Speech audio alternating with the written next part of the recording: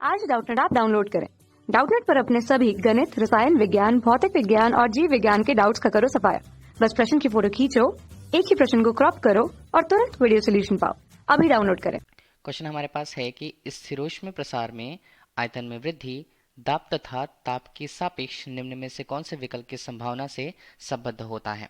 तो हमें दाब दिया हुआ है और दाब के साथ ताप में परिवर्तन का मान दिया हुआ है। तो बोला ये जा रहा है कि अगर हमने पहले स्थिति पर दाब में अगर वृद्धि करी है तो ताप भी क्या उसमें वृद्धि होगी। क्या अगर हम दाब में कमी करते हैं तो ताप में भी क्या कमी होती है। तीसरे ऑप्शन में बोला है कि दाब के मान में वृद्धि करने से ताप के मान में कमी होती है। या चौथा ऑप्शन हमारे पास है जिस पे ये कहा गया है कि दाब में अगर हम कमी करते हैं तो ताप में वृद्धि होती है। ठीक है, तो सबसे पहले दिया गया प्रक्रम वो हम बात करते हैं कौन सा प्रसार यहाँ पर है। तो यह है स्थिरोष्म प्रसार, मतलब हम इसे बोलते हैं रुद्धोष्म प्रसार। ठीक है, ये रुद्धोष्म प्रसार ही होता है। अब रुद्धोष्म प्रसार में होगा क्या, जो ऊष्मा में परिवर्तन है, मतलब इसमें क्या होता है, निकाय से जो ऊष्मा है वो बाहर परिवेश पर नहीं जा सकती या परिवेश से ऊष्मा अंदर की तरफ नहीं आ सकती। तो ऊष्मा में परिवर्तन का मान तो यहाँ पर शून्य है। ठीक है, ऊष्मा स्थानांतरण इसमें शून्य होगा। तो इस बीच अगर हम ऊष्मा गतिकी के प्रथम नियम से बात करें तो डेल क्यू का मान हमारे लिए कितना होता है, ये हमारे पास होता है del W plus del U के रूप में। इसके अनुसार अगर हम देखें तो हमारे पास डेल क्यू का मान तो शून्य है, तो यहाँ पर क्या होगा del W plus del U के रूप में।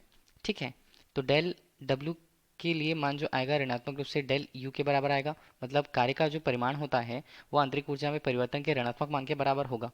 ठीक है, अब चूंकि ये रुद्धोष्म प्रक्रम है और रुद्धोष्म प्रक्रम में हो रहा है प्रसार बोला गया है। ठीक है, रुद्धोष्म प्रसार कहा गया है। प्रसार कहा गया है मतलब यहाँ पर आयतन में क्या होती है, इसमें आयतन में वृद्धि होगी। ठीक है, आयतन में वृद्धि होगी तो हम उसे क्या लिखेंगे, डेल डब्ल्यू को हम क्या लिख सकते हैं, पी डेल वी के रूप में। डेल वी का मान यहाँ पर क्या है, वृद्धि हो रही है मतलब धनात्मक है, इसलिए कार्य भी यहाँ पर धनात्मक है। ठीक, अभी कार्य धनात्मक है तो आंतरिक ऊर्जा में परिवर्तन का मान यहाँ पर क्या आ रहा है, वो ऋणात्मक आ रहा है। ये ऋणात्मक आ रहा है, इसका मतलब ये किससे जुड़ा हुआ होता है, आंतरिक ऊर्जा में परिवर्तन डेल यू का मान होता है किसके सापेक्ष, तापमान में परिवर्तन के अनुक्रमानुपाती होता है। तो तापमान में परिवर्तन का मान भी ऋणात्मक होगा। ठीक है, इसका मतलब है कि ताप यहाँ पर ताप में कमी हो रही है इस प्रक्रिया के अंतर्गत। और इस तरह से आगे हम अगर किसी रुद्धोष्म प्रक्रम में बात करें तो पी वी घात पर गामा का मान यहाँ पर सी या नियत होता है या नियतांक होता है। ठीक है, ये हमारे पास हुआ। प्रक्रम में पहली स्थिति पर जो दाब और आयतन का मान था वो P1 V1 था। ठीक है, P1 V1 गामा के रूप में कांस्टेंट हमने कहा। और दूसरी स्थिति पर इसी प्रक्रम के अंतर्गत जो दूसरी स्थिति थी, तो दूसरी स्थिति पर अगर हम दाब के मान को P2 और V2 के रूप में देखें गामा के रूप में ये कांस्टेंट होता है कि आयतन में तो वृद्धि हो रही थी क्योंकि प्रसार यहाँ पर था। तो हम यहाँ पर क्या लिख सकते हैं, इसे हम लिख सकते हैं P1 V1 गामा बराबर P2 V2 गामा के रूप में। ठीक, तो यहाँ पर हम देख रहे हैं P2 बटे P1 का मान किसके बराबर होगा, V1 बटे V2, और यहाँ पर बनता है गामा। वो क्या होगा यहाँ पर, ये होगा P2 बटे P1 का मान किसके बराबर है, V1 बटे V2 के, और ये गामा के बराबर है। अभी हम देखें तो आयतन में प्रसार हो रहा है। ठीक है, तो V2 का मान ज़्यादा होगा V1 की अपेक्षा।